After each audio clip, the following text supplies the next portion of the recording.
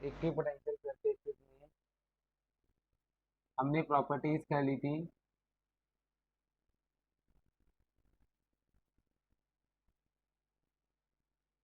In equipotential surfaces we have done the properties but have not drawn the equipotential surface।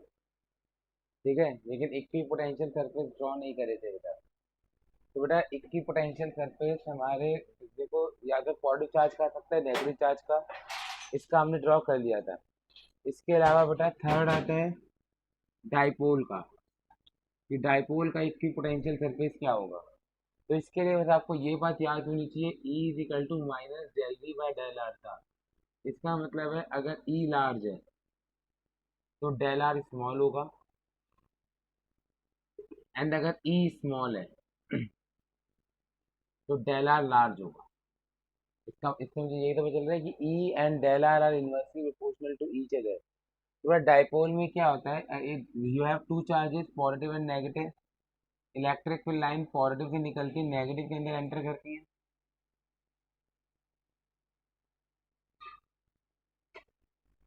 Electric field line positive से निकलती है negative में enter करती है बेटा। ठीक है, ये होता है कि ये आ गया हो गई इलेक्ट्रिक फील्ड लाइन। तो होता है कि बीच में इलेक्ट्रिक फील्ड लाइन हाई होगी, ज़्यादा हो गई, बीच में इलेक्ट्रिक फील्ड इंटेंसिटी हाई हो गई, क्योंकि दोनों की पॉजिटिव और नेगेटिव दोनों की वजह से ऐड हो रही है।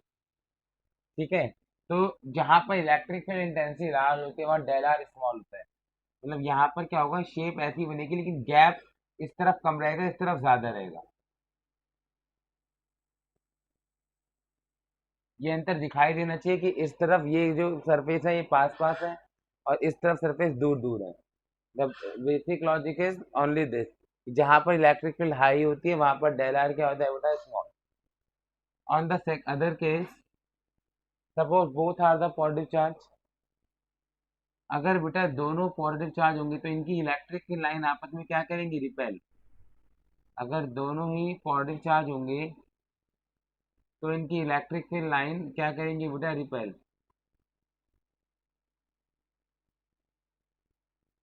तो यहाँ पर इलेक्ट्रिक फील्ड इंटेंसिटी कम हो जाएगी, इस रीजन में इलेक्ट्रिक फील्ड इंटेंसिटी कम हो जाएगी। यहाँ पर इलेक्ट्रिक फील्ड इंटेंसिटी डिक्रीज कर जाएगी क्योंकि रिपल्शन हो रही है, इलेक्ट्रिक फील्ड लाइन रिपेल कर रही है। ठीक है, और जहाँ पर इलेक्ट्रिक फील्ड स्मॉल होगी वहां पर डेल आर लार्ज रहेगा। तो इसमें उल्टा होगा, इसमें गैप इस तरफ ज्यादा रहेगा।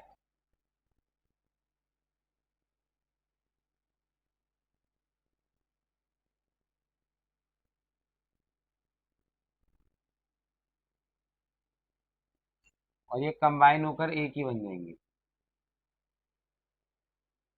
बस इसमें बस इतना यही ध्यान रखना है कि किस तरफ गैप ज्यादा रहेगा, किस तरफ गैप कम रहेगा, यही आपको याद रखना है बेटा। फिफ्थ आता है आपका uniform electric field constant in Z axis. Fifth होता है बेटा uniform electric field constant in Z axis. Uniform electric field, ये इंपॉर्टेंट है, कांस्टेंट इन जेड एक्सिस। तो इसमें क्या होता है बेटा, ये आपके पास एक इलेक्ट्रिक फील्ड है, सपोज जेड एक्सिस है, इलेक्ट्रिक फील्ड जेड एक्सिस में है। तो बेटा electric field and equipotential surface are perpendicular to each other. Electric field and equipotential surfaces are perpendicular to each other. So any surface which is in the perpendicular to the z-axis is an equipotential surface. Any surface which is perpendicular to z-axis, मतलब कोई भी surface जो x Y plane में है, कोई भी surface जो x Y plane में होगा वो सारे क्या कहलाएंगे बेटा, एक equipotential surface. Any surface perpendicular to Z axis, यानी कि any surface which is in the X Y plane will be an equipotential surface, है ना। कोई भी सरफेस जो एक्स वाई प्लेन में आएगा वो एक इक्विपोटेंशियल सरफेस बन जाएगा इस केस में। ठीक है, अगर बेटा यहाँ पर इसका वोल्टेज आपने 3V मान लिया, इसका 2V मान लिया, इसका 1V मान लिया, इनके बीच का गैप D1, इसका बीच का गैप D2, तो आपने देखा बेटा पोटेंशियल डिफरेंस सेम है। पोटेंशियल डिफरेंस क्या है बेटा, सेम। अब ई होता है minus del V by del R. अगर आपने ये सेम माना है, 3v और 2v में 1v का गैप है, 2v और 1v में 1v का गैप है, इलेक्ट्रिक फील्ड कांस्टेंट दे रखा है, तो ये भी क्या हो जाएगा अपने आप कांस्टेंट। मतलब you have to write here that d1 is equal to d2। यहाँ पर आपको ये बात मेंशन करनी है, अदरवाइज आपका हाफ मार्क पीछे काट सकता है अगर आपने ये मेंशन नहीं करा। यहाँ पर d1 d2 के इक्वल होगा। एक और केस आता है बेटा सेम सिमिलर टाइप का, electric field constant in z axis but increasing in magnitude. Electric field constant in z axis but increasing in magnitude.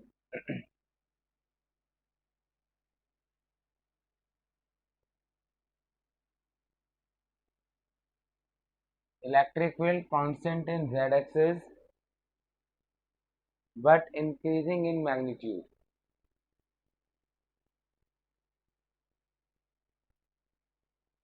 ठीक है, electric field constant in z axis but increasing in magnitude.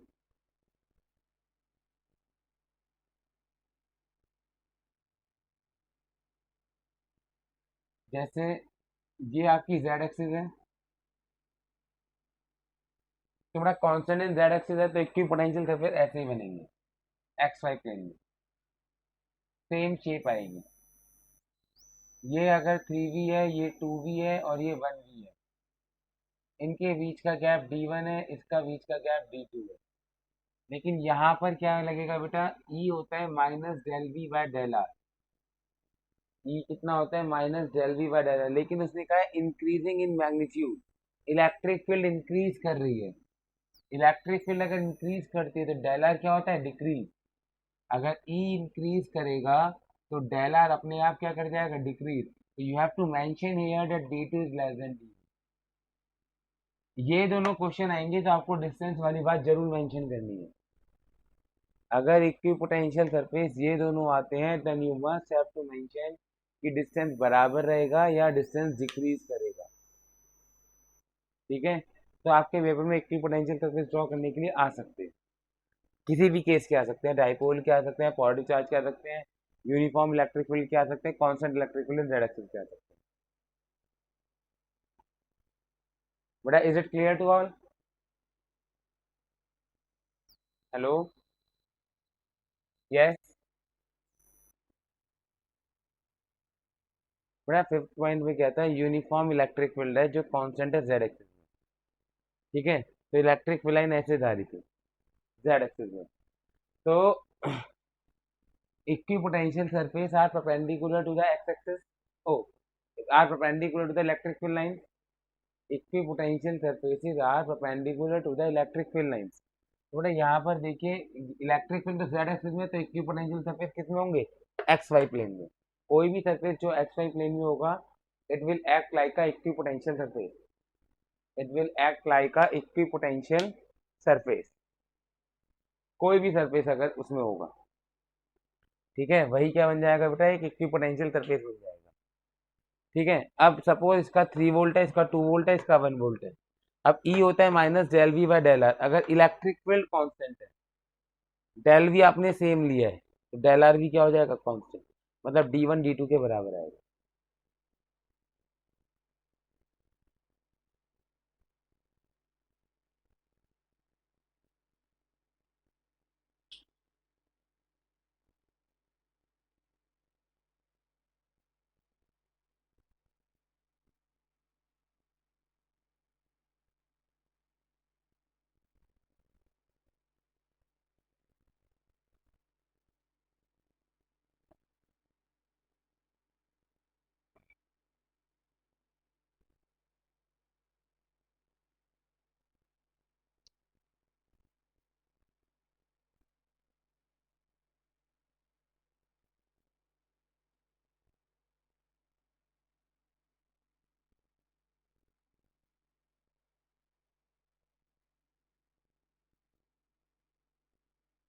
मेरा fifth और six point rough कर दूं?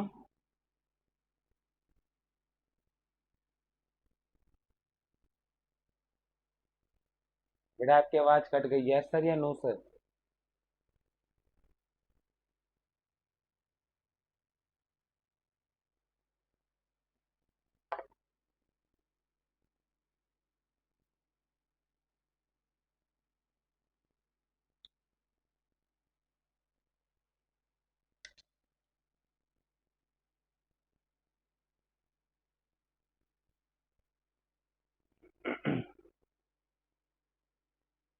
हाँ बेटा,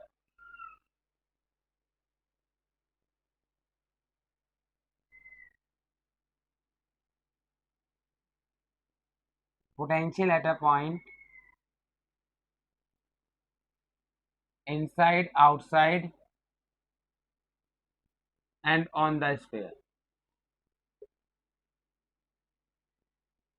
That one heading,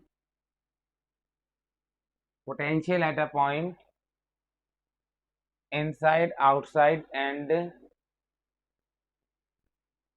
on the sphere. देखिए बेटा,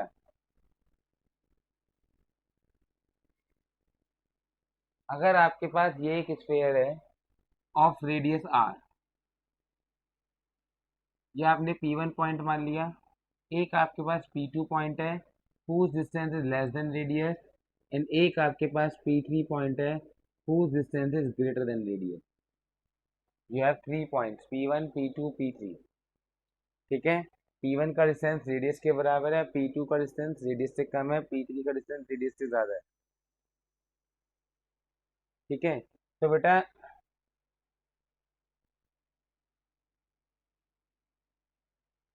अगर मैं P1 पॉइंट इसके ऊपर सपोज Q चार्ज, तो एट पॉइंट P1 जो पोटेंशियल होगा, एट पॉइंट P1 जो पोटेंशियल होगा बेटा, पोटेंशियल क्या होता है K Q by radius, potential क्या होता है के क्यू अपॉन में रेडियस कांस्टेंट, क्योंकि इसका distance from the origin R है ना. अगर मैं P1 पॉइंट पे निकालूंगा तो पोटेंशियल आएगा के क्यू अपॉन में रेडियस, पोटेंशियल कितना आएगा बेटा के क्यू अपॉन में रेडियस. अगर मैं P2 पॉइंट पे निकालूंगा तो बेटा P2 पॉइंट किसी भी कंडक्टर के अंदर इलेक्ट्रिक फील्ड कितनी होती है, जीरो. कंडक्टर के अंदर इलेक्ट्रिक फील्ड जीरो, हमने प्रूफ भी किया था गॉस लॉ में कि अगर हम यहाँ पर एक गॉसियन सरफेस बनाएंगे तो उसके अंदर चार्ज ही नहीं है तो इलेक्ट्रिक फील्ड जीरो होगी, क्योंकि इसके अंदर चार्ज नहीं है तो इलेक्ट्रिक फील्ड कितनी होगी, जीरो. लेकिन ई कितना होता है बेटा, minus del V by del R. अब किसका डेरिवेटिव जीरो होता है, कांस्टेंट का. मतलब स्फीयर के अंदर पोटेंशियल कांस्टेंट होता है. कहाँ पॉइंट है P2 उससे मतलब नहीं है, और सेंटर के जस्ट पास में है या सरफेस के जस्ट पास में उससे मतलब नहीं है. Potential inside the sphere is always constant, और उसका फॉर्मूला वही होता है जो सरफेस पे था. सरफेस पे कितना था, के Q by radius, K Q upon में रेडियस. आप कहीं भी निकालिए, अगर आप P3 पॉइंट पे चले गए आउटसाइड तो पोटेंशियल के क्यू बाय आर ही होता है, सिंपल. पोटेंशियल कितना रहता है के क्यू बाय पॉइंट की दूरी. स्फीयर के बाहर जो पोटेंशियल होता है वो के क्यू बाय रेडियस होता है, के क्यू बाय पॉइंट की दूरी होता है. स्फीयर के अंदर जो पोटेंशियल होता है वो के क्यू अपॉन में रेडियस होता है. ठीक है, तो if you plot the graph showing variation of potential versus R, तो आएगा क्या बेटा, suppose this is the radius, तो स्फीयर के अंदर पोटेंशियल कांस्टेंट है, अप टू रेडियस पोटेंशियल क्या रहेगा बेटा, कांस्टेंट. रेडियस के बाहर जैसे ही जाएगा potential decrease. So this is the graph showing variation of potential with radius.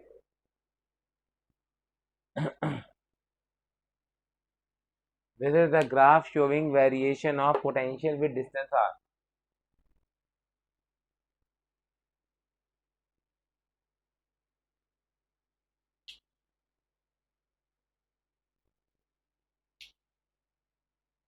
तो ध्यान रखना बेटा, अगर आप स्फीयर यानी कि चार्ज के अंदर हो, अगर आप चार्ज के अंदर वाले पॉइंट पढ़ रहे हो, ठीक है, तो अपॉन में क्या आता है, रेडियस. इसका मतलब है अगर आप चार्ज के इनसाइड पॉइंट लेते हो तो डिनोमिनेटर में क्या आएगा, रेडियस. अगर आप चार्ज के बाहर चले जाते हो, आउटसाइड पॉइंट लेते हो, तो डिनोमिनेटर में क्या आता है, पॉइंट डिस्टेंस, पॉइंट की जो दूरी है. ठीक है, बच्चे कंफ्यूज हो जाते हैं पेपर में कि अपॉन में क्या लेना है, रेडियस लेना है या पॉइंट की दूरी लेनी है, तो ये बात ध्यान रखना.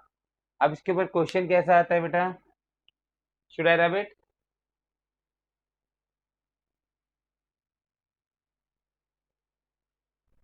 बेटा सबका नोट हो गया ना? ओके।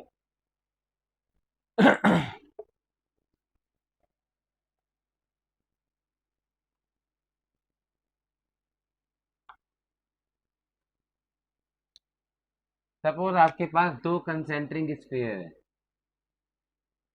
आपके पास दो कंसेंट्रिक स्फीयर है, एक का चार्ज Q1 है, एक का चार्ज Q2 है, इसका रेडियस A है, इसका रेडियस B है।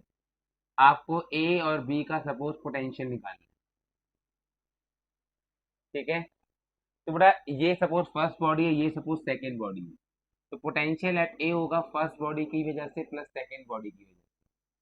फर्स्ट बॉडी की वजह से बेटा बात क्या देखो, फर्स्ट बॉडी इसकी वजह से स्फीयर के ऊपर पोटेंशियल कांस्टेंट ही होता है के क्यू अपॉन में radius, K Q one upon में रेडियस प्लस क्यू टू। अब स्फीयर के अंदर पॉइंट है, स्फीयर के अंदर पोटेंशियल क्या आता है कांस्टेंट, लेकिन अपॉन में क्या आता है radius, K Q two by B. Q two वाले का रेडियस बी है ना, तो के क्यू टू बाय बी। अगर मैं बी पॉइंट का पोटेंशियल निकालता हूँ तो वही फर्स्ट की वजह से सेकंड की वजह से। अब जो बी पॉइंट है वो फर्स्ट स्फीयर के बाहर है। अगर पॉइंट स्फीयर के बाहर हो तो अपॉन में क्या आता है पॉइंट का distance, K Q one by B second plus. अब ये जो पॉइंट है स्फीयर के ऊपर है तो अपॉन में क्या आता है radius, K Q two by B. बस बेसिक बातें याद रखनी, अगर पॉइंट अंदर है तो अपॉन में रेडियस आएगा, और पॉइंट बाहर है तो अपॉन में पॉइंट का डिस्टेंस आएगा।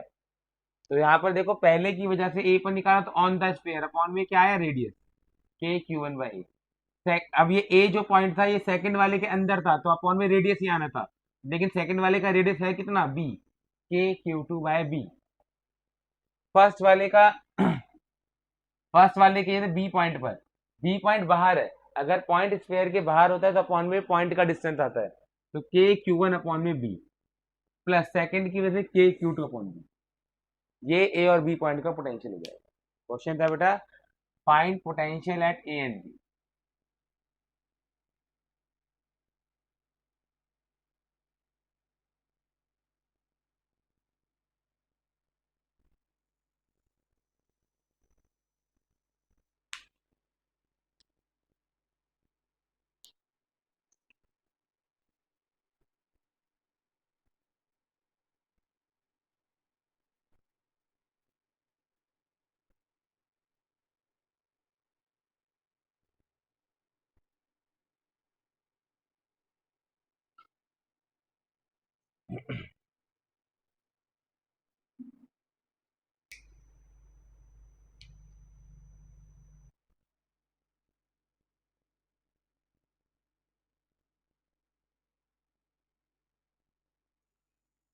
अगली हेडिंग बेटा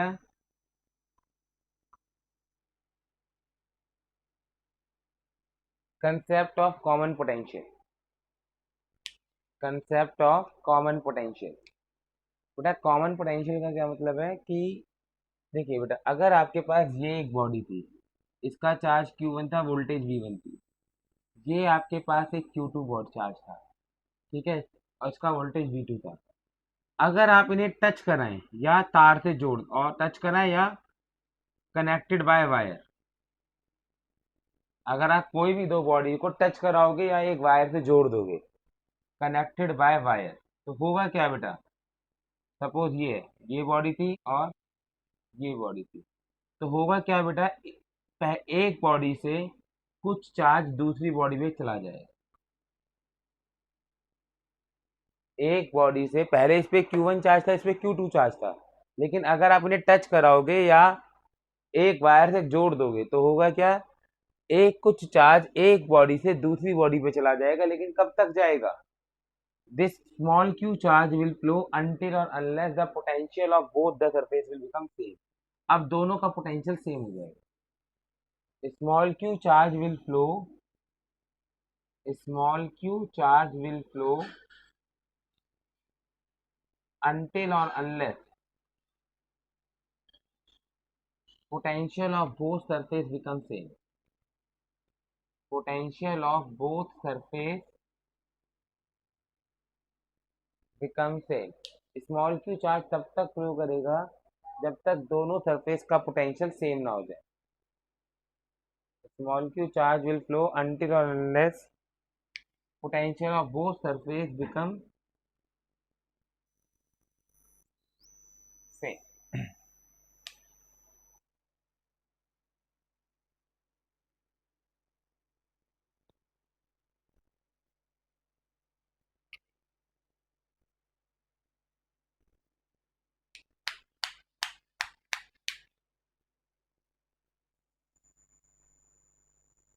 यहाँ से कुछ चार्ज कम हुआ और दूसरे पे कुछ चार्ज चला गया।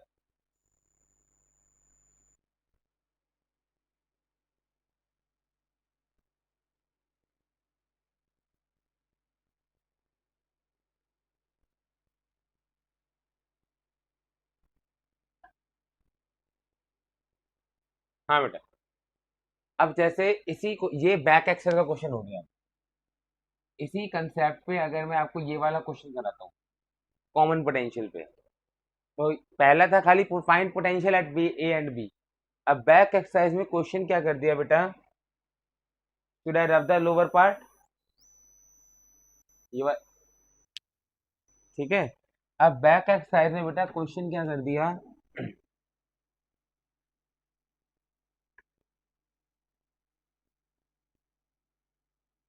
हाँ बैक एक्सरसाइज में बेटा क्वेश्चन क्या कर दिया कि find potential at A and B, इतना क्वेश्चन था।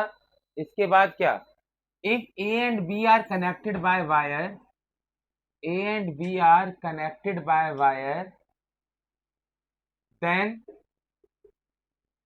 show whole charge will flow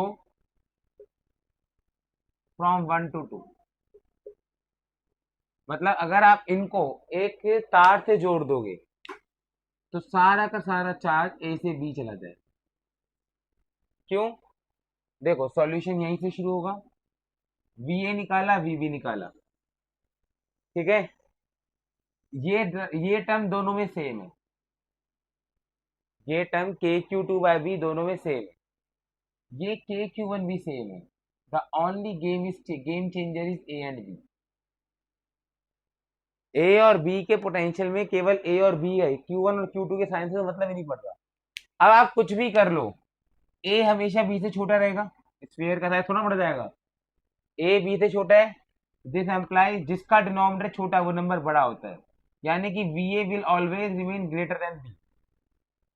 potential of A हमेशा बी से बड़ा रहेगा चाहे कुछ भी चार्ज हो, इंडिपेंडेंट ऑफ क्यू। ये बात independent of charge, independent of charge, Q1 and Q2 का कोई भी वैल्यू हो, क्योंकि A हमेशा B से छोटा रहेगा तो A का पोटेंशियल B से बड़ा रहेगा।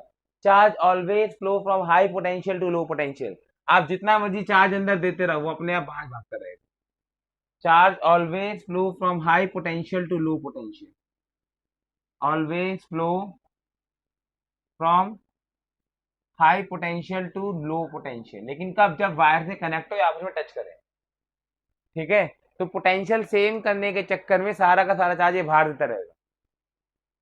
पोटेंशियल सेम करने, क्योंकि हमने अभी क्या पढ़ा कि हम दो बॉडी को जब टच कराते हैं या कनेक्ट करते हैं तो एक से चार्ज फ्लो करता है दूसरे पर और कोशिश करता है कि दोनों का पोटेंशियल सेम हो जाए, लेकिन यहाँ पर उल्टा होगा, ये जितना मर्जी चार्ज देता जाए देता जाए देता जाए, इन दोनों का पोटेंशियल कभी सेम नहीं होगा, अंदर का पोटेंशियल हमेशा ज्यादा रहेगा। तो अंदर आप जितना मर्जी चार्ज दे दो तो सारा का सारा बाहर भागेगा। ये बैक एक्सल का क्वेश्चन है बेटा। अब सेम कंसेप्ट में एक क्वेश्चन बोर्ड में आ गया, सेम कंसेप्ट पे एक क्वेश्चन बोर्ड में आ गया बेटा 3 मार्क का। अगर ये क्लियर है तो बेटा मैं आगे बढ़ता हूं। If it is clear then I am moving ahead. बेटा क्लियर है सबको, यस और नो बोलिए बेटा, रेस्ट, ठीक है। तो लिखिए बेटा देयर आर टू स्फीयर। वैसे तो स्मॉल क्यू चार्ज जाना चाहिए था कि यहाँ से स्मॉल क्यू चार्ज इससे फ्लो करके इसमें चला जाना चाहिए था, लेकिन ऐसा कुछ बेटा चार्ज, लेकिन यहाँ पर आप कुछ भी कर लो पोटेंशियल का ही तो स्मॉल क्यू चार्ज कब तक फ्लो करता है, जब तक दोनों का पोटेंशियल सेम ना हो जाए। लेकिन अंदर, अब यहाँ पर क्या केस है कि अंदर का पोटेंशियल हमेशा इतना ज्यादा रहेगा कि सारा का सारा चार्ज फ्लो करेगा, तब भी पोटेंशियल सेम नहीं हो पाता। यहाँ पर यही तो है, Q1 Q2 पे आंसर डिपेंड ही नहीं कर रहा, आंसर किस पर डिपेंड कर गया, रेडियस पर। अब अंदर वाले का रेडियस बाहर वाले से हमेशा छोटा रहेगा, तो सारा का सारा Q1 चार्ज बाहर फ्लो कर जाएगा। बेटा बोर्ड में क्वेश्चन आया था, देखिए बेटा क्वेश्चन बोर्ड का, there are two spheres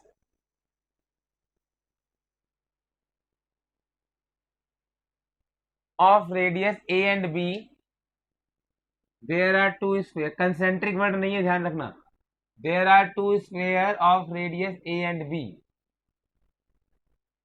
when connected by a wire they have charge Q1 and Q2।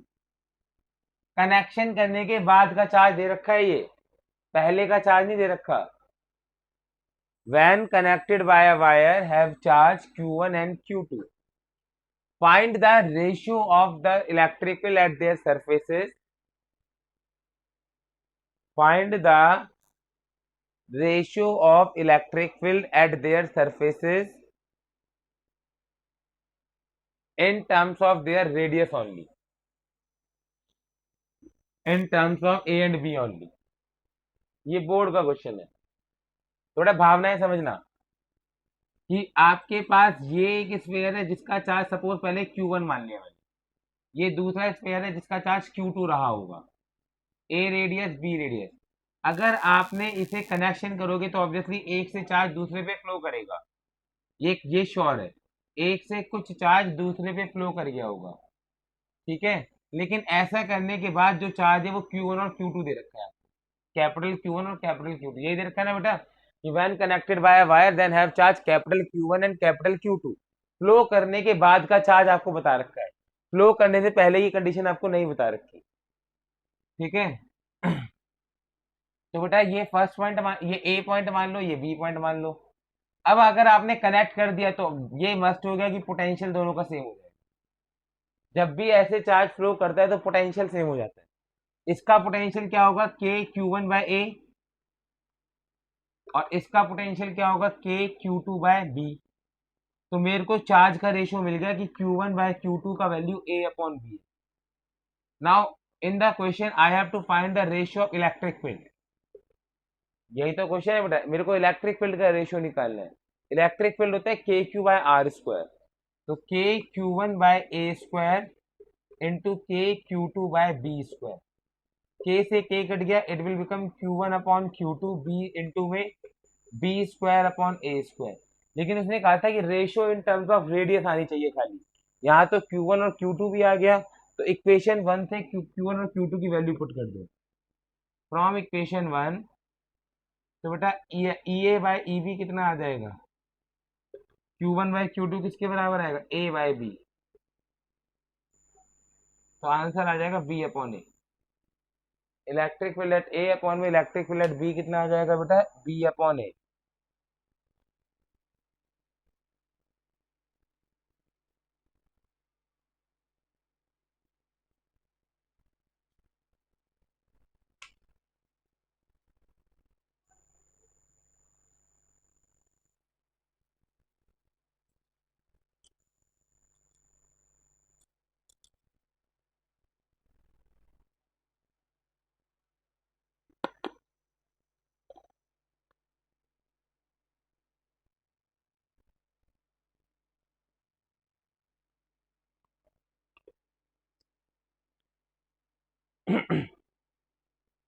Right on heading,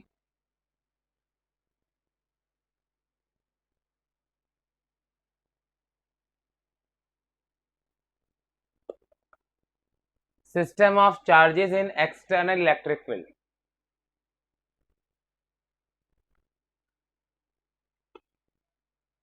system of charges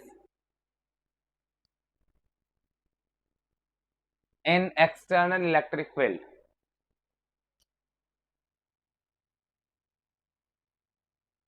हाँ मैंने ये माना है, उल्टा भी जा सकता था, चार्ज हमेशा हाई पोटेंशियल से लो पोटेंशियल फ्लो करता है ना, मुझे मैं तो बेटा मैंने क्या किया, मैंने अपने आप मान लिया, उसका उल्टा भी हो सकता था। अगर मैंने मेरी assumption गलत होगी और कैलकुलेशन मेरे को क्यू निकालना पड़ेगा, हो सकता है क्यू नेगेटिव आ जाए। क्यू नेगेटिव आने का मतलब है कि चार्ज उल्टा फ्लो करके गया है। आपको नहीं पता होता कि चार्ज कहाँ से कहाँ फ्लो करके गया है, तो आपका स्मॉल क्यू पॉजिटिव भी आ सकता है और नेगेटिव भी आ सकता है। पॉजिटिव आया मतलब आपकी assumption ठीक है, और नेगेटिव आया मतलब चार्ज आपकी assumption गलत है, चार्ज उल्टा गया होगा। लेकिन यहाँ पर मुझे स्मॉल क्यू की जरूरत ही नहीं पड़ी, क्योंकि उसने डायरेक्टली चार्ज मुझे कनेक्शन के बाद का दे रखा था question.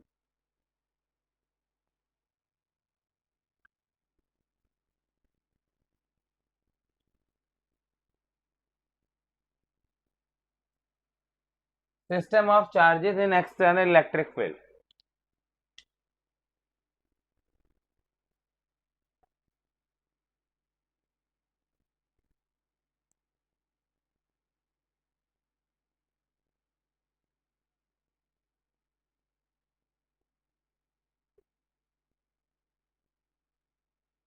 System of charges in external electric field. देखिए बेटा,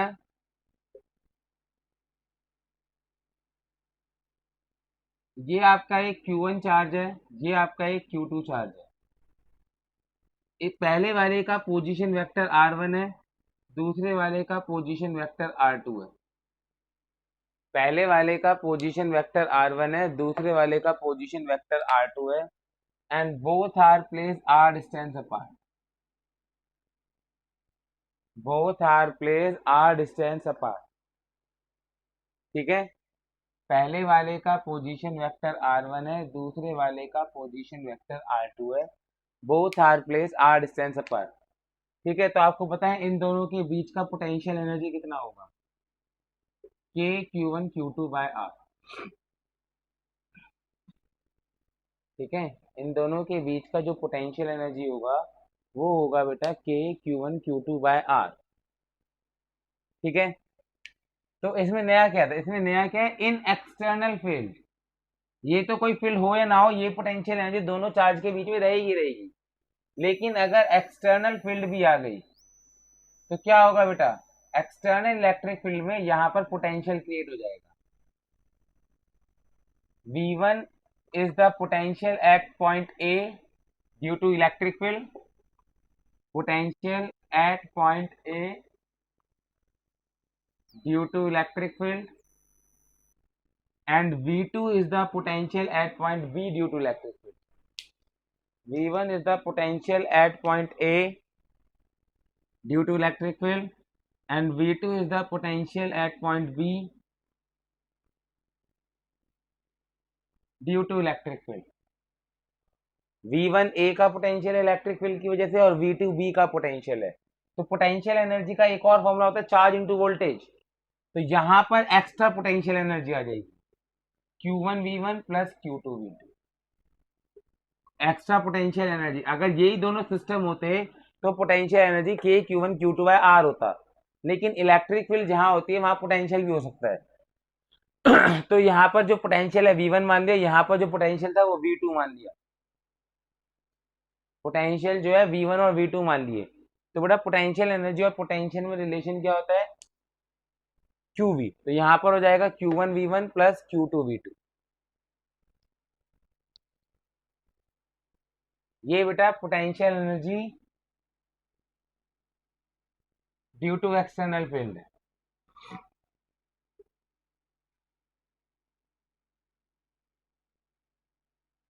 ये जो है ये potential energy due to external electric field है। तो आपके एनसीईआरटी का जो 5वां एग्जाम्पल है वो इसी कंसेप्ट पर है, मैं भी कराऊंगा उसे।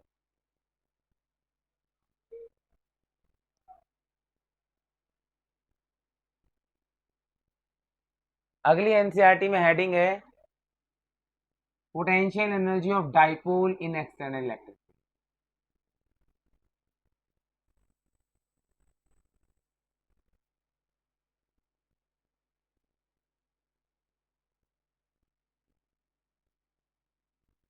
Potential energy of dipole in external electric field.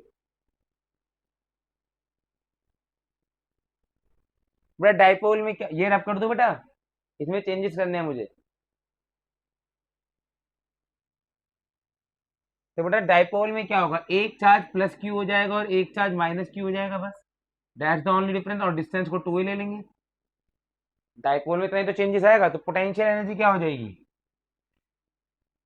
के क्यू माइनस क्यू अपॉन में 2a plus Q V one minus Q V two, यही तो आएगा बेटा।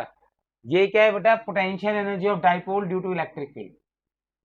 पोटेंशियल एनर्जी ऑफ डाइपोल, बस Q1 की जगह प्लस क्यू पुट कर दिया, Q2 की जगह माइनस क्यू पुट कर दिया है। Potential energy of dipole due to external field.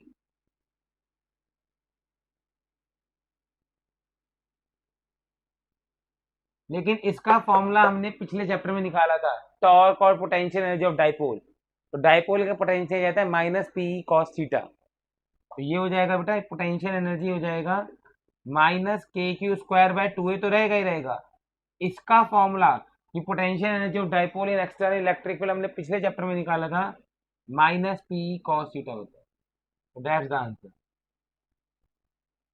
Potential energy of dipole in external electric field हमने लास्ट चैप्टर में निकाला था, चैप्टर 1 के अंदर, वो था minus P cos theta.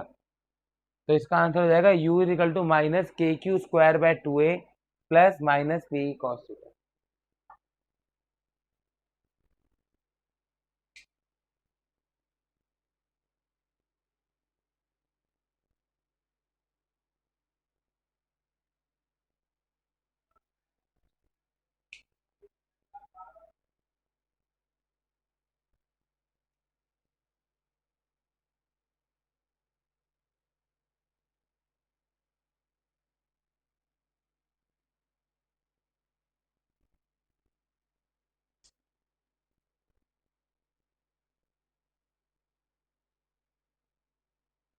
Note कीजिए बेटा।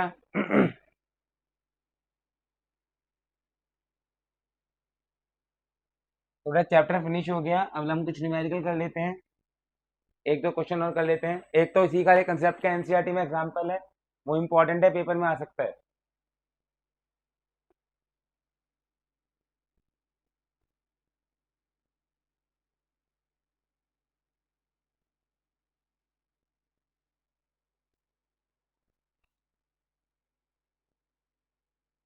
वैल्यूज आप देख ले, मैं अपने आप वैल्यूज देख के करा रहा हूँ। एग्जाम्पल 5 है शायद एनसीईआरटी का क्वेश्चन है बेटा, there are two charges, there are, किसी बार एनसीईआरटी खोली हुई तो वैल्यू बता दीजिए बेटा, क्या क्या वैल्यू है चार्जेस की, अदरवाइज मैं अपने आप वैल्यू लूंगा। मतलब टिक नहीं खोल रखी। There are two charges 5 microcoulomb and minus 2 microcoulomb placed at minus 9,0,0 and 9,0,0 centimeter respectively.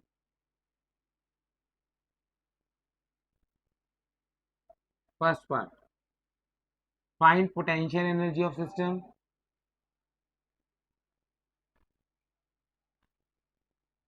Second part, find work done in moving charges infinite distance apart. Find work done in moving charges infinite distance apart.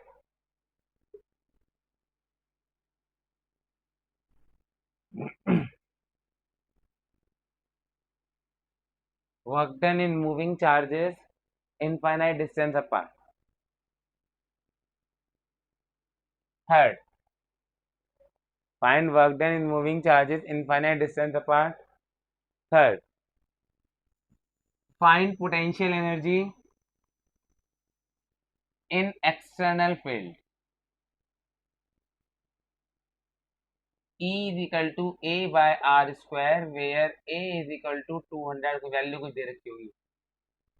हरी अब ये question है थोड़ा, how will you start. ये origin है -9,0,0, इसका distance मान लिया आपने R1 ऑरिजिन से, और ये आपका हो गया 9,0,0, ये डिस्टेंस हो गया R2 ऑरिजिन से, ठीक है, और इन दोनों के बीच का डिस्टेंस हो गया R।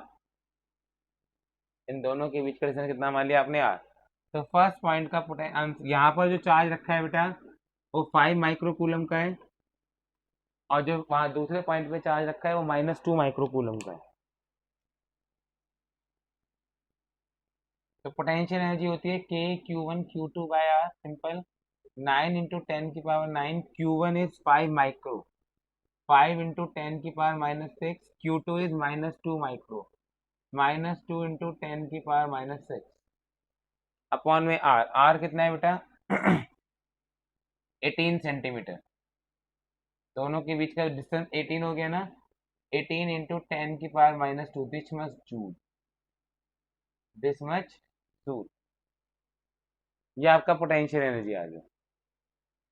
ठीक है, आपको मैंने पहले ही बताया था work done in moving charges infinite distance apart होता है माइनस ऑफ पोटेंशियल एनर्जी। तो इसका आंसर हो जाएगा work done in move dissociating the system, या work done in moving charges infinite distance apart. Work done in infinite apart होता है बेटा minus of potential energy. Potential energy आपने ऊपर निकाली है, बस उसका साइन चेंज करना है। थर्ड पॉइंट, अब बेटा third point potential energy in external electric field. अगर इलेक्ट्रिक फील्ड भी आ गई तो यहाँ पर पोटेंशियल V1 आ जाएगा, यहाँ पोटेंशियल V2 आ जाएगा। तो पोटेंशियल जी कितना आ जाएगा K Q1 Q2/R, ये तो आपने कैलकुलेट करा है ऊपर, plus Q1 V1 plus Q2 V2। दिक्कत क्या है, मुझे V1 V2 नहीं दे रखा। दिक्कत क्या है, मुझे V1 और V2 नहीं दे रखा। तो इसके लिए आपको क्या करना पड़ेगा बेटा, देखिए इसे आपने फर्स्ट इक्वेशन मान के छोड़ दिया। आपको इलेक्ट्रिक फील्ड दे रखा था A/R², V होता है E/R, V होता है E/R भैया। V होता है बेटा E/R, मतलब एक R का अंतर होता है। E होता है KQ/R², V होता है KQ/R। तो V और E में क्या रिलेशन होता है, V = E/R। तो ये आ जाएगा A/R² इंटू में R, A/R, जहां पर A का वैल्यू आपको दे रखा था कितना बेटा 200। तो V1 आ जाएगा आपका 200/R1, क्योंकि V1 वाले की जो दूरी थी वो R1 थी। ठीक है, मतलब 200/9 इंटू 10⁻⁻2 वोल्ट।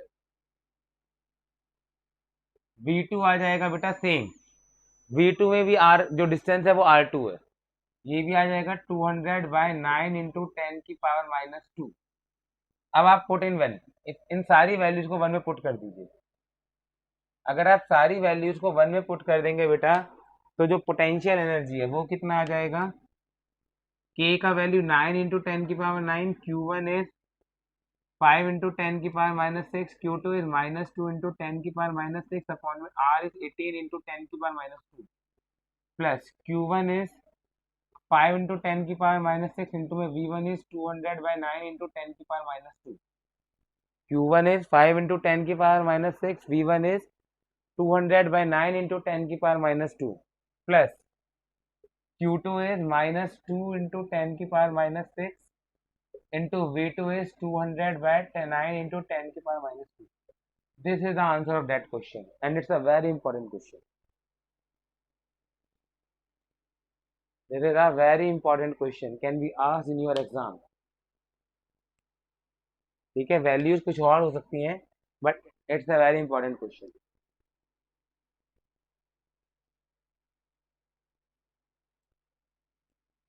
इलेक्ट्रिक फील्ड और पोटेंशियल का रिलेशन याद रखना।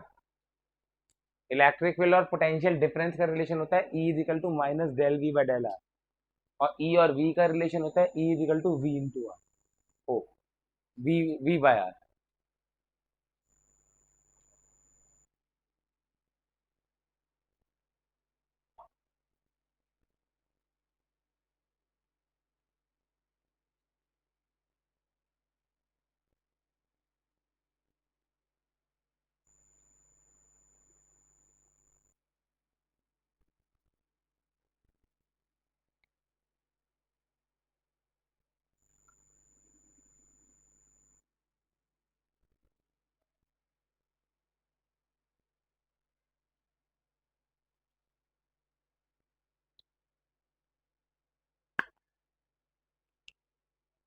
हाँ बेटा,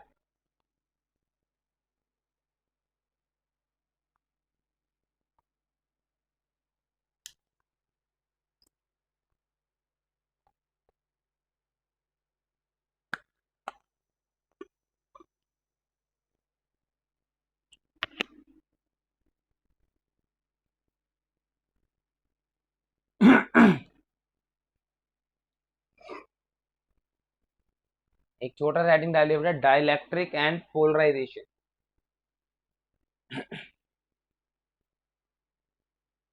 डाइलेक्ट्रिक एंड पोलराइजेशन।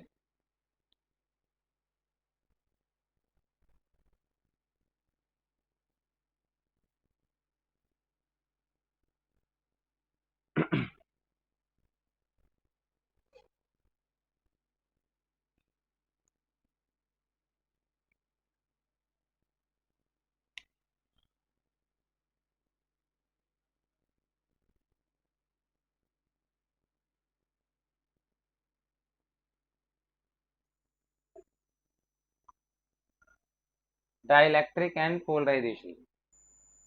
बेटा देखो, दो तरह के कंपाउंड हो सकते हैं, पोलर और नॉन।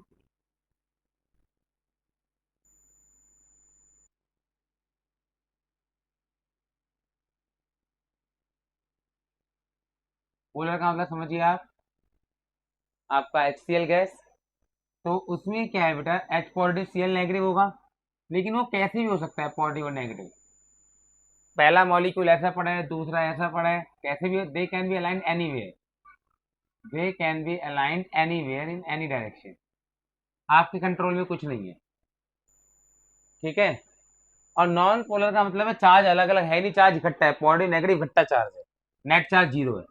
इसमें चार्ज, पोलर का मतलब है चार्ज अलग अलग है, नॉन पोलर का मतलब है चार्ज इकट्ठा है, पास पास पड़ा हुआ है, लेकिन वो भी किसी भी ओरिएंटेशन इकट्ठा तो है लेकिन किसी भी ओरिएंटेशन में हो सकता है। लेकिन अगर आप उसे इलेक्ट्रिक फील्ड में रखेंगे, पोलर इन इलेक्ट्रिक फील्ड, तो क्या होगा बेटा, अगर आपने इलेक्ट्रिक फील्ड के अंदर उस मॉलिक्यूल को रखा, तो होगा क्या बेटा, पॉजिटिव चार्ज जो होता है वो it experience the QE force in the direction of electric field, and negative charge experience the force QE in the direction opposite to electric field. तो ये सारे के सारे ऐसे अलाइन हो जाएंगे,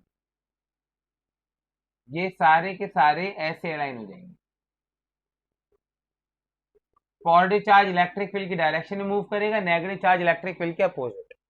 सेम का केम यहाँ केस यहाँ भी होगा, ये positive charge QE force experience करेगा, ये क्यूई के अपोजिट एक्सपीरियंस करेगा इलेक्ट्रिक फील्ड के, तो in the presence of external field ये भी ऐसे अलाइन हो जाएंगे। जितनी ज्यादा इलेक्ट्रिक फील्ड लगाओगे उतनी ज्यादा अलाइनमेंट होगी, जितनी ज्यादा इलेक्ट्रिक फील्ड लगाओगे उतनी ज्यादा इलेक्ट्रिक फील्ड अलाइनमेंट होगी। इसे कहते हैं डाइलेक्ट्रिक को पोलराइज करना, इसी को क्या कहते हैं, डाइलेक्ट्रिक को पोलराइज करना, चार्ज पैदा करना। तो अब मतलब in non polar in electric field, मतलब चाहे पोलर मटेरियल हो चाहे नॉन पोलर मटेरियल हो, आप किसी भी मटेरियल को अगर इलेक्ट्रिक फील्ड में रखते हो तो वो पोलराइज हो जाता है।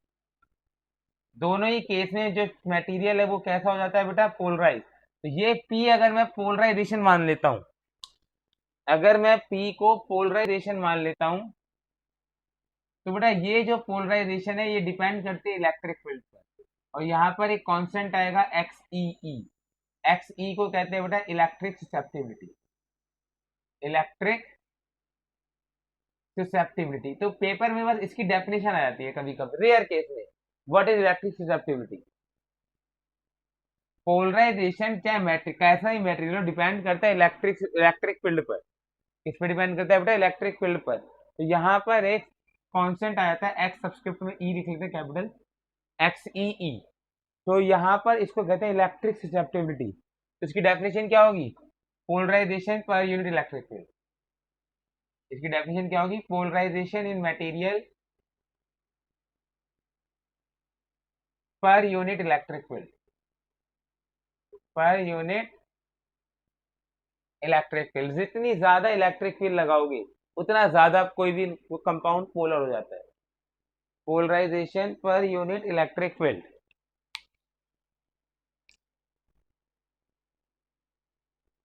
बेटा आप इलेक्ट्रिक फील्ड में चाहे पोलर कंपाउंड को रखिए चाहे नॉन पोलर कंपाउंड को रखिए, वो पोलराइज होता ही होता है।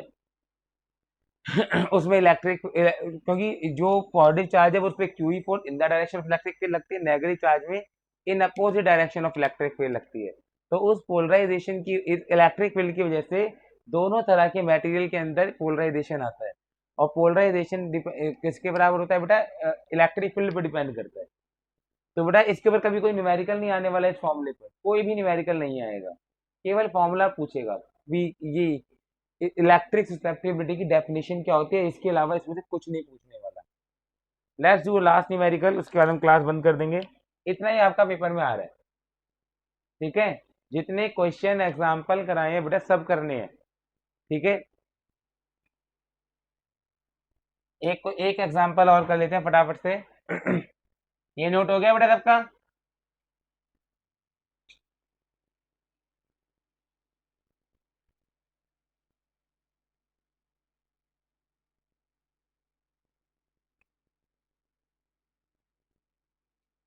क्वेश्चन लिख लीजिए बेटा कि सपोज आपके पास एक नेगेटिव चार्ज है, ये ए पॉइंट है, ये बी पॉइंट है।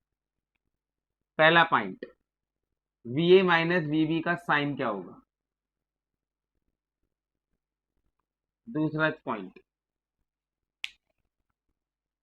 Point, work done in moving minus Q charge from B to A. Work done in moving minus Q charge from B to A.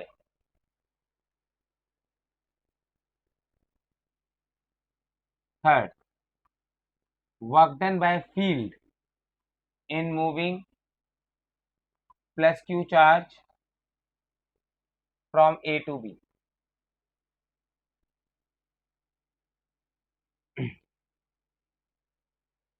Fourth, potential energy difference, सबके sign बताने हैं, only sign, positive या negative ये बताना है। ये आपका NCERT का एग्जाम्पल 3 के टाइप क्वेश्चन है। जैसे अगर आपको ये समझ आ गया तो you can easily do the example 3 of the NCERT. उसी का छोटा वर्जन है। अगर ये समझ आएगा तो वो तो 100% समझ आएगा, ये समझ नहीं आएगा तो वो समझ ही नहीं आएगा। एग्जाम्पल 3 का छोटा वर्जन है ये, ऐसा समझ लो। Potential energy difference between A and B for small negative charge.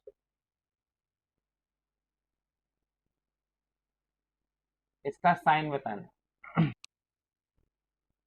इसका साइन बताना है। And fifth part, will kinetic energy of negative charge increases or decreases while moving B to A?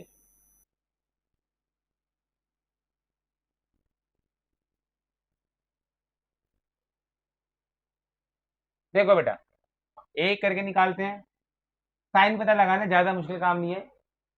Electric field line high potential से negative charge में electric line अंदर की तरफ आती है, आराम से देखना बेटा। नेगेटिव चार्ज में इलेक्ट्रिक फील्ड लाइन अंदर की तरफ आती है। Electric field line move from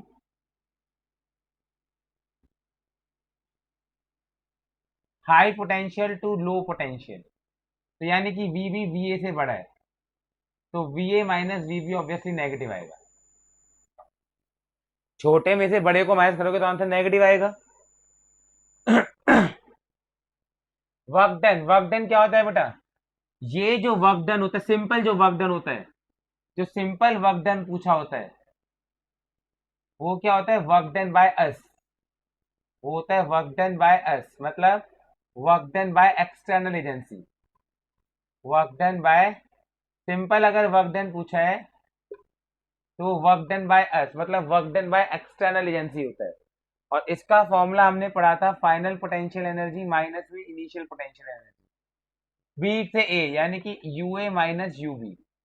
potential energy और पोटेंशियल में रिलेशन होता है क्यू वी। चार्ज कैसा है? Negative, minus Q V A minus में माइनस क्यू वी बी। तो यहाँ पर बेटा क्यू तो कॉमन आ गया, बचा V B minus V A. तो अगर वी माइनस वी नेगेटिव है तो V minus V obviously positive होगा, तो इसका आंसर पॉजिटिव आएगा। भावनाएं समझना बेटा, सिंपल वर्क डन पूछे, वर्क डन बाय अर्थ पूछे, work done by external agency पूछे, बात एक ही होती है। दोनों का मतलब होता है final minus initial, final minus initial. Finally from B to A जा रहा था, A U A minus U B. Work done और पोटेंशियल, पोटेंशियल है जो पोटेंशियल में क्या है क्यू वी, लेकिन चार्ज कैसा दे रखा है या नेगेटिव, तो माइनस में क्यू वी ए, माइनस में minus Q V B, Q common निकाला, V B minus V A बचा, V B minus V A कैसा था पॉजिटिव, तो आंसर आ गया पॉजिटिव। ये सेकंड पार्ट का आंसर है।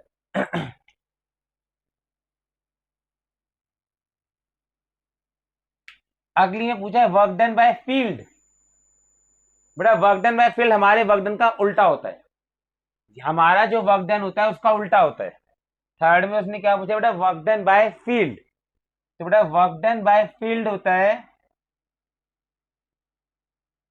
माइनस में वर्क डन बाय एस, मतलब माइनस में final potential energy minus initial, मतलब ये इनिशियल माइनस फाइनल होता है। जो नॉर्मल वर्क डन हम पढ़ते थे वो था फाइनल माइनस इनिशियल, लेकिन वो हमारा वर्क डन था। इस क्वेश्चन में उसने पूछ लिया work done by field mention कर दिया। वर्क डन बाय फील्ड उल्टा होता है minus of work done by S, हमारा वर्क डन होता है फाइनल माइनस इनिशियल, तो इसका वर्क डन बाय फील्ड होता है इनिशियल माइनस फाइनल। तो इनिशियली वो ए पे था, फाइनली बी पर है, U A minus U B. Charge कैसा मूव करा रहे हैं पॉजिटिव, तो plus Q V A minus में क्यू वी बी। तो यहां पर अगर आप क्यू कॉमन निकाल लेते हैं तो बचेगा V A minus V B, लेकिन V A minus V B तो नेगेटिव है, तो आंसर इज नेगेटिव। आप पॉजिटिव चार्ज को मूव करा रहे हो ए से बी, आपने क्यू कॉमन निकाल दिया V A minus V B, तो बेटा V A minus V B कैसा आ जाएगा आपका नेगेटिव। पोटेंशियल एनर्जी डिफरेंस, ये थर्ड पॉइंट है, थर्ड पॉइंट है। फोर्थ था potential energy difference between A and B. तो बेटा पोटेंशियल एनर्जी डिफरेंस कैसे निकालते हैं,